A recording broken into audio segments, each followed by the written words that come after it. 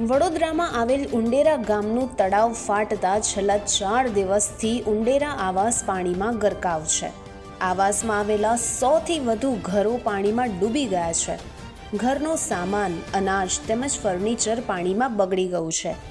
લોકો પાણીમાં હોવા છતાં તંત્રના અધિકારીઓ કે ચૂંટાયેલા પ્રતિનિધિઓ તેમની વચ્ચે પણ નથી પહોંચ્યા.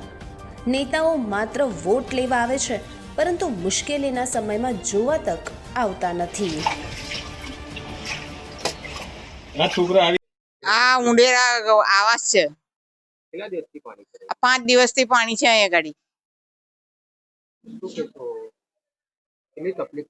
અરે એટલી તકલીફ પડે છે ને અમારે તો હું તો પડી હોય જવાય મારતા પાણી મય તારે ઘરમાં પાણી પહેરી ગયું. પછી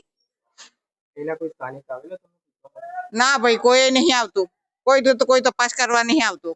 વડોદરા શહેરમાં આવેલું આ એક ઉંડેરા ગામમાં આવેલું જે ઉંડેરા આવાસ છે, જે વડોદરા મહાનગરપાલિકામાં સમાવેશ કર્યા 6 વર્ષ થયા, પણ આ ઉંડેરા ગામનો કોઈ વિકાસ નહીં પણ વિનાશ થયો તેવું દેખાઈ રહ્યું છે. જ્યારે ગ્રામ્ય વિસ્તાર હતો તો આટલા પાણી બી નતા ભરાવતા, જ્યારે ભરાય તો તાત્કાલિક રાતે નીકળતેલા.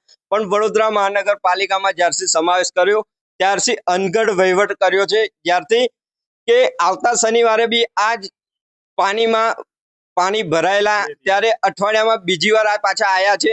આ પાણી આવવાનું કારણ મુખ્ય એ જ છે કે આગળ જે IOCL ને ફર્ટિલાઇઝર દ્વારા છોડવામાં આવેલું પાણી છે ને 4 દિવસથી હજુ પાણી ઉતર્યા નહીં.